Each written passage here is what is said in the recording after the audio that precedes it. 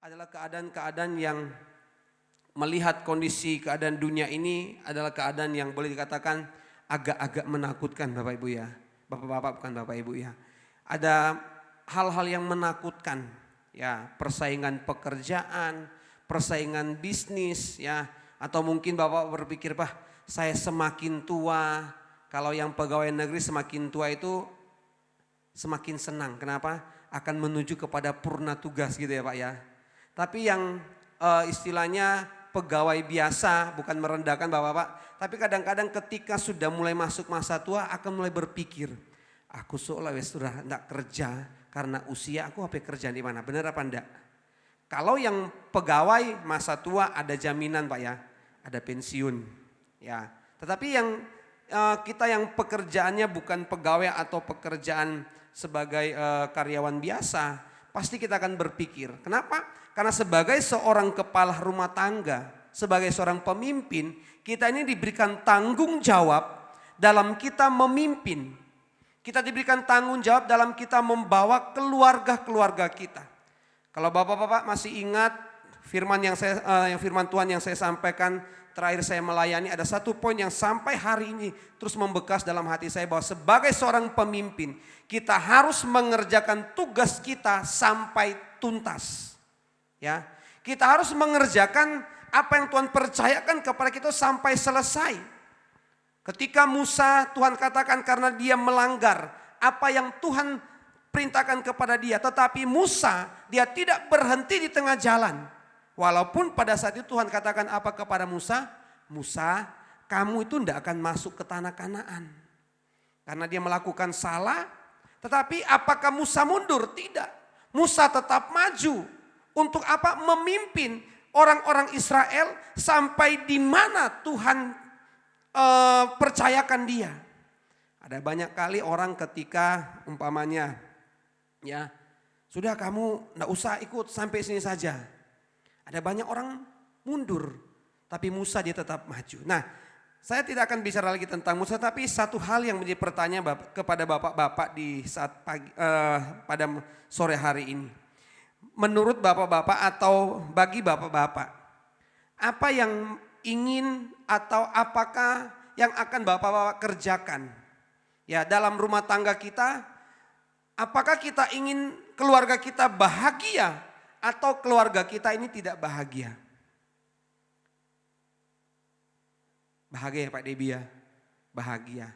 Tidak ada ketika kita membangun rumah tangga, ketika kita dipersatukan Tuhan dalam pernikahan kudus, tidak ada di antara kita yang punya cita-cita keluarga saya ini mau jadi keluarga yang hancur. Tidak ada.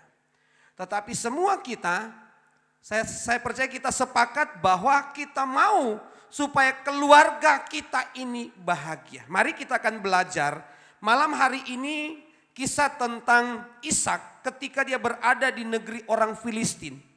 Dalam kitab Kejadian pasal yang ke-26, ayat yang pertama sampai ayat yang ke-35, tapi tidak semua kita akan baca, tapi hanya beberapa ayat yang akan kita lihat.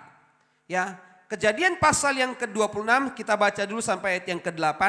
Bapak-bapak bisa menyimak di Alkitab Bapak-bapak dan saya akan bacakan Kejadian pasal 26 ayat yang ke-1 sampai ayatnya yang ke-8. Firman Allah diberikan judul Ishak di negeri orang Filistin. Maka timbullah kelaparan di negeri itu.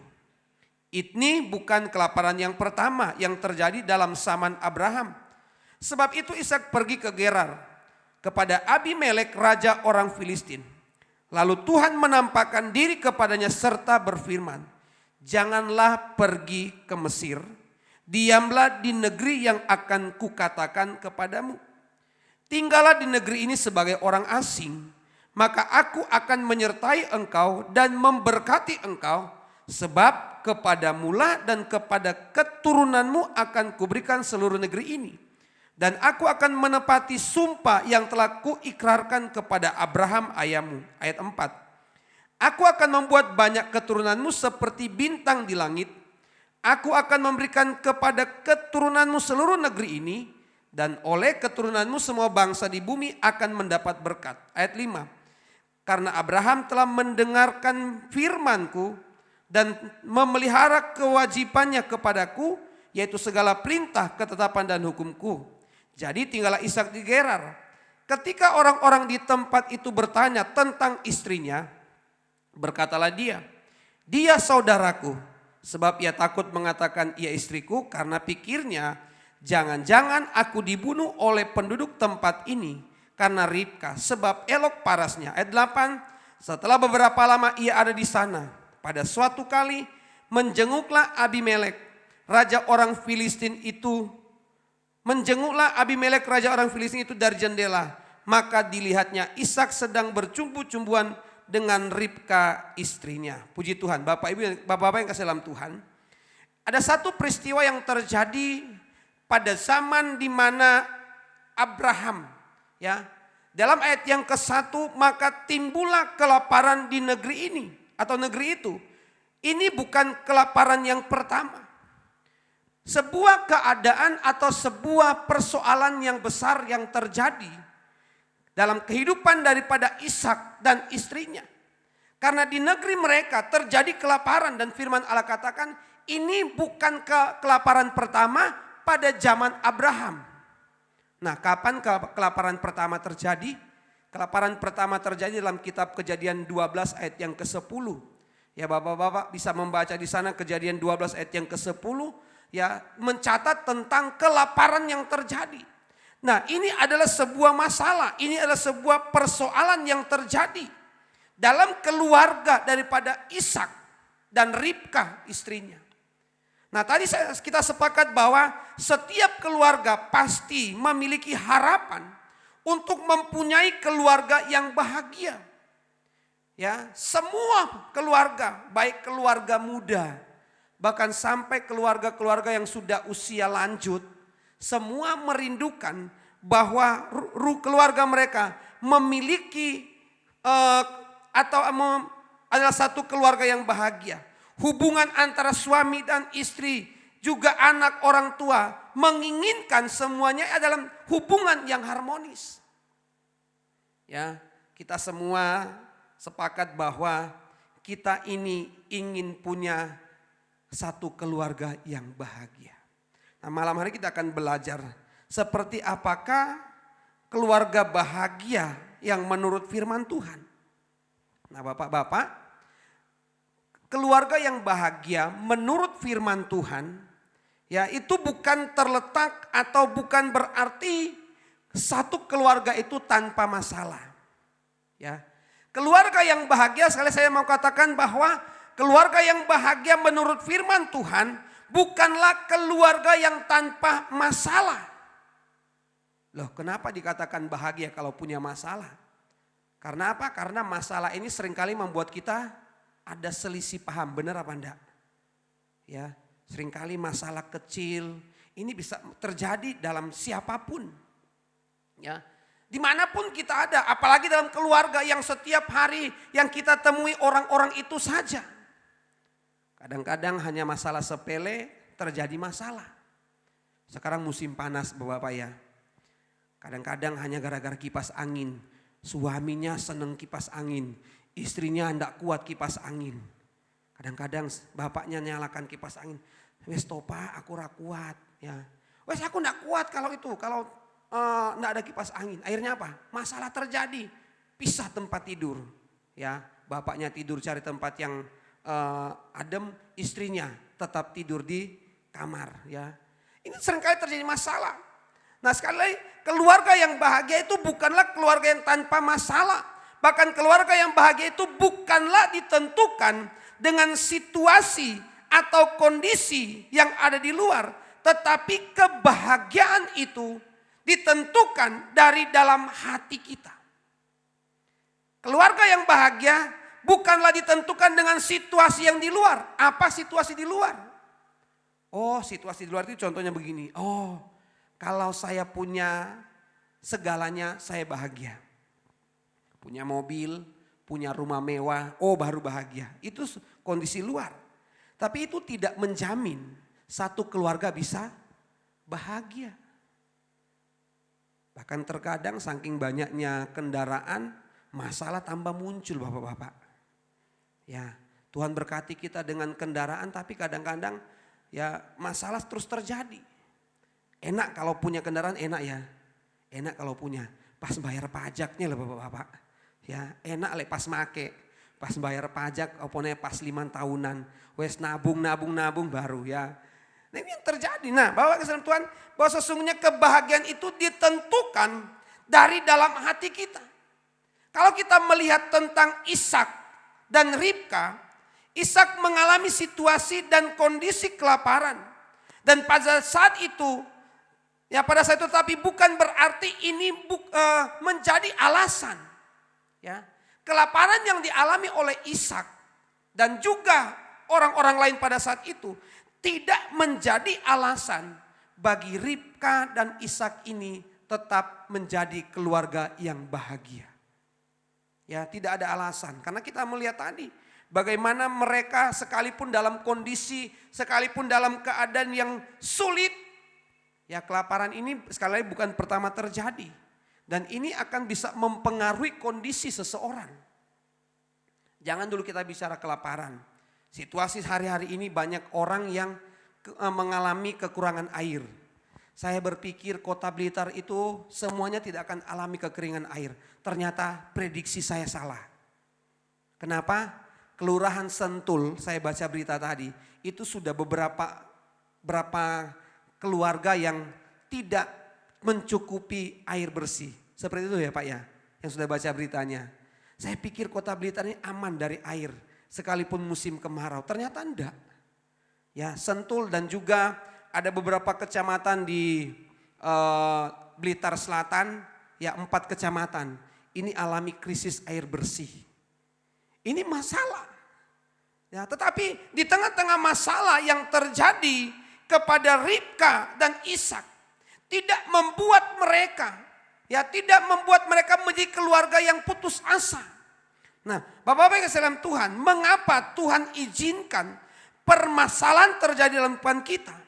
Ya, karena justru pada saat kita mengalami persoalan dan masalah, justru pada saat itulah kita akan dapat melihat atau kita akan semakin bergantung kepada Tuhan. Ini fakta Bapak-Bapak. Orang semakin punya masalah akan semakin tenanan gandol Gusti. Contohnya apa? Ya, kalau di gereja, kalau pas doa Bapak-Bapak, ya ini bukan rahasia. Kok akeh toh sing doa? Pas ditanya kadang-kadang datang kepada Bapak Gembala, Om doakan, saya punya masalah. Kenapa? Semakin punya masalah orang semakin akan dekat dengan Tuhan. Jadi pertanyaannya, apakah kita harus tetap terus ada masalah supaya kita rajin ke gereja? Yuk jangan sampai Bapak-Bapak ya. Bukan di gereja ini saja, di tempat kami melayani pun sama. Masalah ini akan membuat kita semakin bergantung. Bahkan masalah ini melatih kita untuk semakin sungguh-sungguh. Nah Bapak-Bapak, menjadi satu koreksi dalam kehidupan kita. Untuk kita sungguh-sungguh jangan tunggu masalah terjadi. Amin. Dalam keadaan apapun kita mau tetap lebih lagi kepada Tuhan. Nah, keluarga yang bahagia adalah keluarga yang tetap menjaga satu kemesraan. Ya. Keluarga yang bahagia itu yang bagaimana? Yang kalau kita melihat keluarga Ishak ini tetap bahagia. Kenapa? Karena keluarga Ishak dan Ribka adalah keluarga yang tetap menjaga kemesraan dalam rumah tangga mereka. Dalam ayat yang ke-9 dan ayat yang ke-11, ya ayat 9, lalu Abimelek memanggil Ishak dan berkata, sesungguhnya dia istrimu, masakah engkau berkata dia saudaraku? Jawab Ishak kepadanya, karena pikirku jangan-jangan aku mati karena dia. Tetapi Abimelek berkata, apakah juga yang telah kau perbuat ini terhadap kami? Mudah sekali terjadi. Salah seorang dari bangsa ini tidur dengan istrimu, sehingga dengan demikian engkau mendatangkan kesalahan atas kami. Lalu Abimelek memberi perintah kepada seluruh bangsa itu, siapa yang mengganggu orang ini atau istrinya, pastilah ia akan dihukum mati. Satu keadaan yang terjadi, sekalipun di tengah-tengah kondisi yang sulit, yang sukar, bahkan mereka berada di satu negeri yang asing, mereka tetap menjaga kemesraan. Ya, kemesraan itu bukan ditentukan dari pemberian yang diberikan. Ya, tetapi bagaimana kalau kita melihat mereka tetap menjaga walaupun kondisi di mana mereka hadapi persoalan. Dalam ayat yang ke-8 jelas sekali bagaimanakah mereka tetap membangun sebuah kemesraan dalam rumah tangga. Terkadang ketika masalah terjadi bukan alami kemesraan lagi, tetapi seringkali dengan masalah membuat satu rumah tangga itu bukan tercerai-berai karena perceraian, tidak. Tetapi seringkali ketika masalah yang si A tidak mau diganggu. Tetapi kita lihat Ribka dan Ishak di tengah-tengah masalah, mereka tetap menjalin hubungan sebagai keluarga yang harmonis. Kadang-kadang ketika kita hadapi masalah, yang mungkin ini pernah terjadi, stres dengan pekerjaan, diganggu istrinya, didatangi istrinya, "Pa, mau minum kopi atau teh?" Jawabannya apa? "Sek, ojo ganggu sek, aku sek lagi stres." Pernah seperti ini? Ya, padahal istrinya datang karena udah capek pulang kerja, masalah berat di kantor. Makanya bapak-bapak ya sebisanya kalau kita bekerja, masalah di pekerjaan, janganlah istri menjadi pelampiasan. Ya, ditanya baik-baik, "Sudah makan apa belum, Pak?" Jawabannya apa? "Wes ngerti belum makan, saya takon," gitu ya. Ya, apa susahnya kita makan? Tanya ketika ditanya, "Sudah makan, Pak?" "Belum." Ribka dan Ishak di tengah-tengah keadaan yang sulit. Dikatakan dalam ayat yang ke-8, setelah beberapa lama ia di sana pada suatu kali menjenguklah Abimelek, raja orang Filistia jendela, dan dilihatnya Ishak sedang bercumbu-cumbuan dengan Ribka istrinya. Tidak salah karena mereka suami istri. Mereka tetap membangun sebuah keharmonisan dalam rumah tangga. Jadi keluarga yang bahagia yang pertama adalah keluarga yang tetap menjaga keharmonisan atau kemesraan sekalipun kondisi sukar yang dialami. Jangan sampai masalah-masalah di luar ya kita ini tidak menjadi keluarga yang harmonis. Memang dalam setiap pekerjaan tidak ada orang yang bekerja itu yang tidak punya masalah. Ya, terkadang kita sudah kerja sebaik-baiknya, oleh majikan kita masih dianggap kurang. Apalagi kalau kerja itu ada targetnya, nak sampai target, jangan sampai masalah ini menjadi keluarga kita tidak menjadi keluarga yang harmonis. Yang kedua, keluarga yang bahagia menurut firman Allah, yaitu keluarga yang tetap menabur, ya. Keluarga yang tetap menabur sekalipun dalam situasi yang sulit. Kejadian 26 ayat yang ke-12. Ayat yang ke-12. Maka menaburlah Ishak di tanah itu, dan dalam tahun itu juga ia mendapat hasil 100 kali lipat sebab ia diberkati Tuhan. Kondisi sulit, kondisi sukar, jangan pernah membuat kita dalam rumah tangga untuk kita tetap menabur. Ya, bukan menabur harta ya Bapak. Nah, ada beberapa hal tentang menabur ya, tetaplah menabur. Ada beberapa bahasa kasih dalam hidup kita ya tentang menabur ini, yaitu tetap perkatakan positif ya, menabur perkataan positif yang mendukung bagi keluarga. Ini yang harus kita tabur. Kualitas perkataan kita, memperkatakan hal-hal yang baik, tabur perkataan yang baik. Kalau Ishak dan Ribka ketika dalam masa-masa kelaparan, ketika dalam masa-masa sulit, mereka tetap menabur dan firman Allah katakan mereka diberkati 100 kali lipat. Mereka diberkati oleh Tuhan. Yang kita lihat bukan hasil daripada 100 kali lipatnya, tapi bagaimana mereka berani untuk menabur sekalipun sulit. Akibat daripada kelaparan, salah satu penyebab terjadi kelaparan apa? Karena adanya tanah yang tidak menghasilkan. Bisa jadi tanah tidak menghasilkan karena kering. Bisa jadi tidak menghasilkan karena ada hama.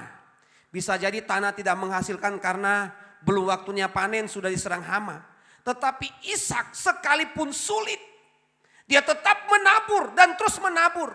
Sehingga firman Allah katakan dalam tahun itu juga Ishak mendapat hasil 100 kali lipat. Keluarga yang bahagia adalah keluarga yang tetap menabur. Masalah boleh terjadi tapi tetap menabur. Amin. Apa yang kita tabur? Perkataan-perkataan positif dalam keluarga rumah tangga. Sekalipun mungkin bapak-bapak sebagai kepala rumah tangga yang mencari nafkah stres. Tapi jangan sampai perkataan-perkataan negatif yang keluar. Yang kita ucapkan kepada istri kita. Yang kita ucapkan kepada anak-anak kita. Yang kedua tentang menabur. Memberi atau mempunyai waktu yang berkualitas bagi keluarga. Tabur waktu-waktu yang berkualitas bagi keluarga. Sesibuk apapun kita. Kita mau tetap menabur waktu-waktu yang berkualitas. Jangan sampai bapak-bapak, ya saya pernah sharing, pernah saya juga katakan. Ya di beberapa kali ketika saya mengambil sebuah ilustrasi, saya pernah katakan begini. Jangan sampai ketika anak-anak kita waktu mereka dewasa, ya kita katakan begini kepada mereka, ayo ikut papa dan mama. Kemudian mereka jawab begini, aku tidak mau.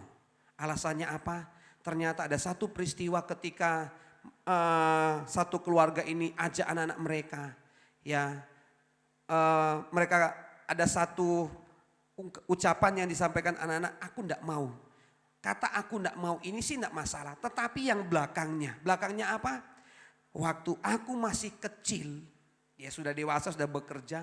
Waktu aku masih kecil, papa dan mama ngambil mengambil sebuah alasan. Pergi ke sana tapi alasannya ini. Jadi bahasa Jawanya anaknya ada apa? Ya selain dihapusi supaya nak maksa ikut, anaknya ditilapnya gitu ya. Dan itu ternyata membekas dalam hati anaknya.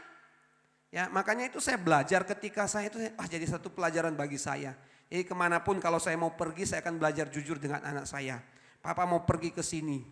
Ya, oh ya Pak.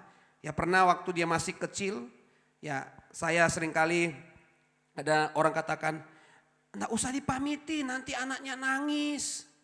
Mesak nelek nangis. Saya katakan tambah mesak nelek aku ndak jujur nak ngomong nak pamit. Digolei papaku mana.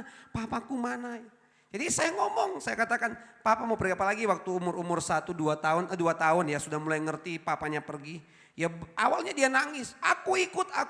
Saya berikan penjelasan, papa mau pergi, papa ada pelayanan. Kalau pulang langsung pulang Pak, iya siap saya katakan gitu.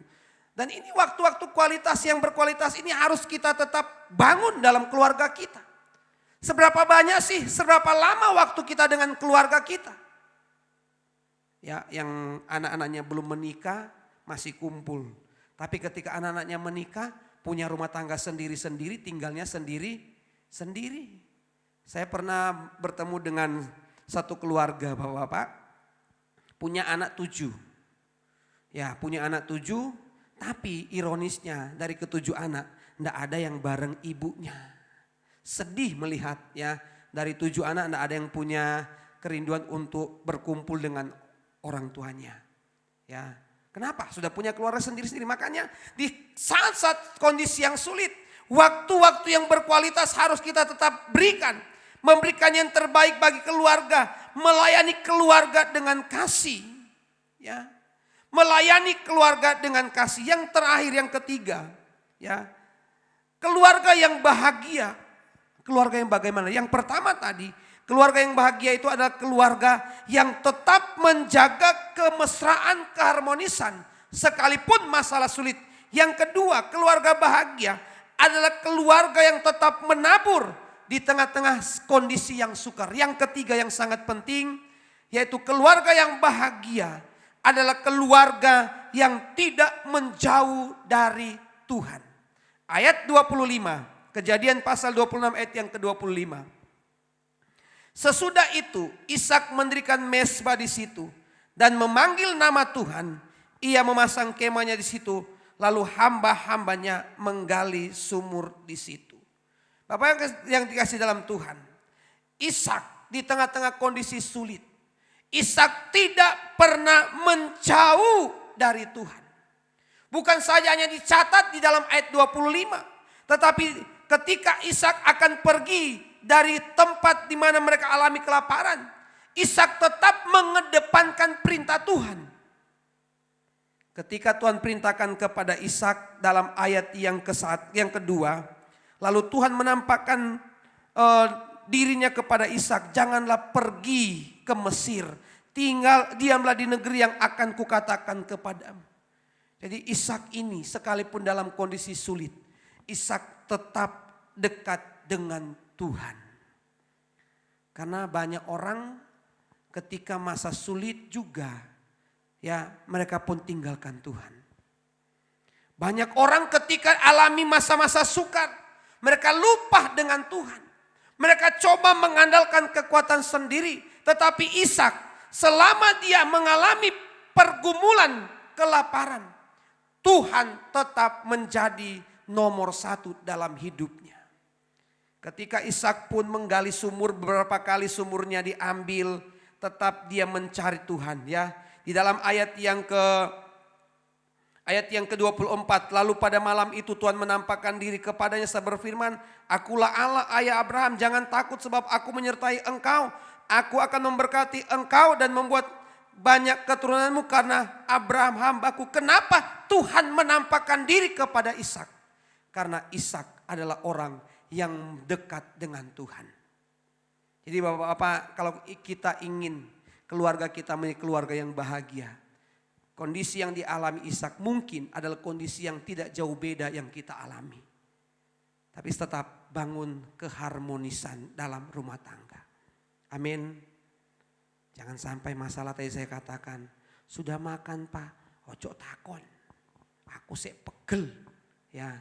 Jangan tanya, aku sih stres. Biasanya bahasa yang keluar apa? Aku pusing, ya.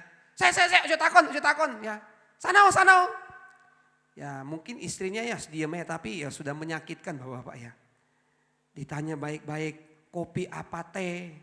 Ya bahaya dia katakan air putih ya. Kalau ngomong air putih sih enggak masalah. Tapi kalau ngomong kopi sianida biar sekalian mati ya mungkin ya. Sekarang kan sianida lagi naik daun muncul lagi yang sianida Bapak-Bapak. Ya jadi kondisi apapun tetap jaga keharmonisan. Amin. Bukan menunjukkan keharmonisan kadang-kadang Bapak-Bapak. Wah keluarganya harmonis, kelihatan waktu di gereja gandeng tangan. Ayo ma naik ma ya. Di rumah sebaliknya. Waktu yang lalu saya bincang-bincang dengan satu anak. Dia katakan begini. Mamaku itu kayak harimau. Papaku itu kayak singa. Lah kenapa kamu ngomong gitu? Lah ya mamaku sama papaku pulang kerja bengok-bengok. Tukaran, ojo buka kartu di sini. Ya, saya memang ada Bapak ya. Ketika mamamu harimau, papamu singa. Kamu berarti anak singa atau anak harimau? Oh enggak, aku anaknya ini enggak. Loh mamamu harimau, papamu singa. Jangan-jangan kamu kucing, saya katakan gitu ya. Ini terjadi, masalah bisa terjadi. Keharmonisan kita tunjukkan, bukan saja hanya waktu dilihat orang, tapi ketika kita ada dalam sebuah rumah tangga yang tidak dilihat orang, kita mau tetap jaga keharmonisan, tetap menabur hal-hal yang baik dalam keluarga kita, menabur dengan kasih kepada istri kita, kepada anak-anak kita, menabur hal-hal yang baik. Karena ketika sesulit memang kita dalam kondisi yang stres untuk mengeluarkan kata-kata yang indah, terkadang sangat berat. Ya, kemarin kami latihan di paduan suara untuk hamba-hamba Tuhan. Yang latih itu seorang guru yang boleh dikatakan sering dipanggil. Dia ngomong gini, Tuhan jauhkan saya dari perkataan-perkataan yang tidak baik. Ya kenapa? Waktu dia latihan, namanya latihan menggabungkan karakter suara. Apalagi kalau seorang hamba Tuhan kalau nyanyi ya suaranya di loss. Sedangkan kalau paduan suara kan harus seimbang. Nyanyinya itu sakarepe dewe dikatakan. Tuhan jauhkan saya perkataan-perkataan yang mengutuk. Ya, jadi dia stres. Jadi dalam kondisi yang sulit itu sangat sulit ya. Kondisi yang sulit sangat sukar untuk kita memperkatakan yang baik. Tetapi tetap menabur hal-hal yang baik. Dan lebih penting tetap ada dalam Tuhan. Puji Tuhan, amin firman Allah di malam hari ini. Mari kita sama-sama akan naikkan satu pujian. Kita naikkan pujian tadi sebelum kita mendengarkan kebenaran firman Tuhan. Haleluya. Terima kasih Tuhan. Haleluya, haleluya, haleluya. Indah rencana-Mu Tuhan dalam hidup kami, dalam keluarga rumah tangga kami, sekalipun kondisi sulit sukar kami hadapi. Tetapi ada rencana-Mu yang indah seperti Ishak dan Ribka. Mereka alami kelaparan yang besar, tetapi Engkau menunjukkan berkat-berkat-Mu. Dan mereka boleh alami dalam keluarga mereka karena mereka tetap menjaga keutuhan dalam rumah tangga mereka. Mereka tetap menabur hal-hal yang baik. Bahkan mereka tetap menghadirkan Engkau dalam kehidupan rumah tangga mereka. Haleluya Tuhan. Haleluya, haleluya. Terima kasih Tuhan. Haleluya. Indah rencana-Mu Tuhan di dalam hidupku, walau ku tak tahu dan ku tak mengerti semua jalan.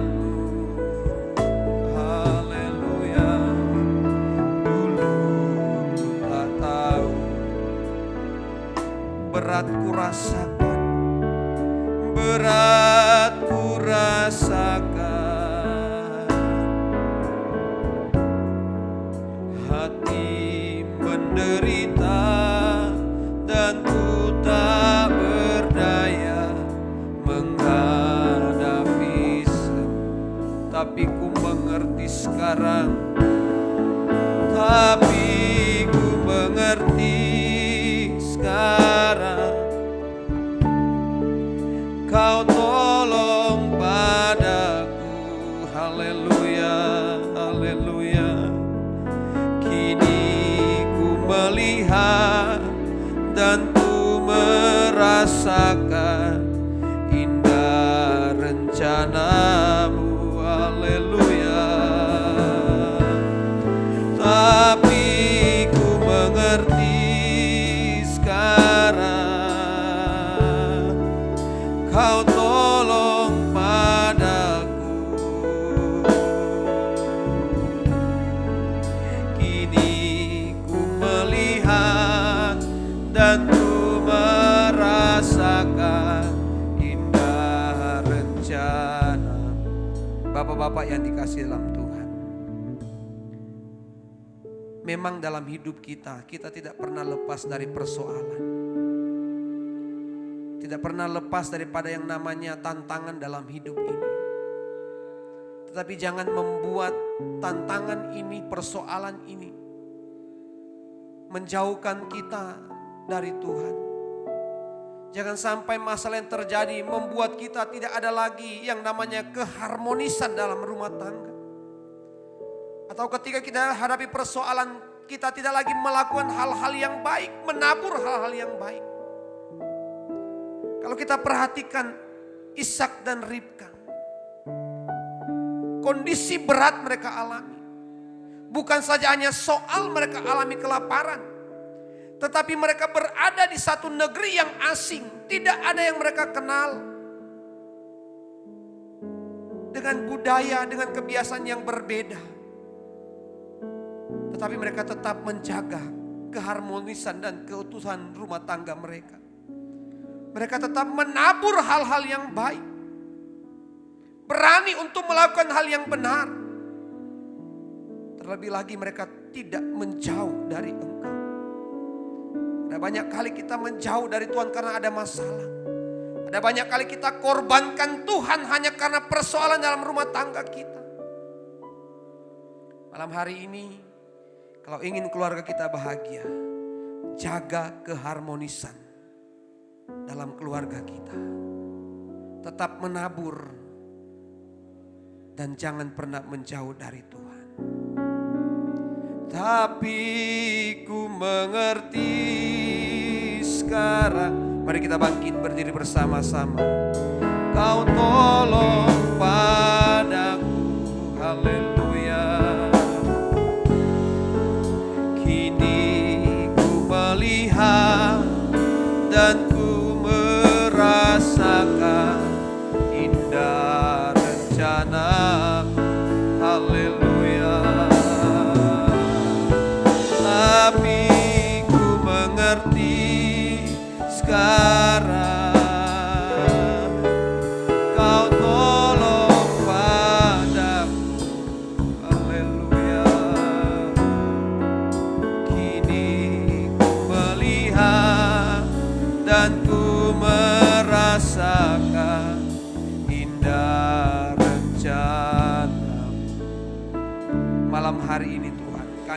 bapak-bapak yang ada, kaum pria yang ada. Seberapa kami yang hadir di malam hari ini, kami bersyukur Tuhan. Firman-Mu boleh datang dalam hidup kami, yang senantiasa mengingatkan kami, untuk kami tetap ada dalam Engkau. Untuk kami tetap melakukan hal-hal yang baik, hal-hal yang sesuai dengan firman-Mu. Untuk kami tetap menjaga keutuhan, keharmonisan dalam rumah tangga kami. Masalah apapun yang terjadi dalam kehidupan kami mau tetap menghadirkan Engkau sebagai pribadi yang menolong kami dalam setiap persoalan. Berkati setiap bapak-bapak yang hadir malam hari ini. Bahkan kami berdoa bagi rekan-rekan kami yang dalam keadaan sakit. Baik Bapak Widi, demikian juga dengan Bapak Agustinus. Mungkin juga bapak-bapak yang lain yang dapat kami sebut satu persatu. Doa kami Tuhan, biarlah jamahan Tuhan dinyatakan bagi mereka. Kesehatan, kesembuhan Engkau nyatakan bagi mereka Tuhan. Sehingga Tuhan dengan kesehatan yang mereka miliki, mereka boleh bergabung kembali bersama-sama dengan kami. Melayani Engkau dan beribadah kepada Engkau. Memberkati juga Tuhan pengurus kaum pria yang ada. Sehingga Tuhan mereka tetap semangat dalam melayani Engkau. Semua kami yang hadir diberkati oleh Engkau. Pelayan-pelayan-Mu yang melayani Engkau, pemimpin pujian, singer, pemain-pemain musik Engkau terus pakai. Dengan heran, dengan talenta-talenta yang Engkau percayakan bagi mereka. Dan kalau sebentar kami akan pulang tinggalkan tempat ini. Sebagaimana Engkau telah menolong kami tiba dengan selamat. Dan biarlah ketika kami pulang, penyertaan Tuhan itu terus menjadi bagian kehidupan kami. Sebelum kami pulang, kami akan terima berkat daripada Engkau. Dengan penuh kerendahan hati kami mengangkat kedua tangan kami. Dan kami akan terima berkat daripada Engkau. Bapak-bapak yang dikasih dalam Tuhan, pulanglah, terimalah berkat-berkat anugerah rahmat yang limpah dari Allah Bapa. Cinta kasih kemurahan dari Tuhan Yesus. Pertolongan, penghiburan, sukacita, damai sejahtera. Kekuatan dari Allah Roh Kudus akan terus menyertai hidup kita mulai malam ini. Besok bahkan sampai selama-lamanya, sampai Tuhan Yesus datang pada kali yang kedua. Kita terima berkat ini dan mengakhiri ibadah di malam ini. Alaskan doa dalam nama Tuhan Yesus. Haleluya. Amin.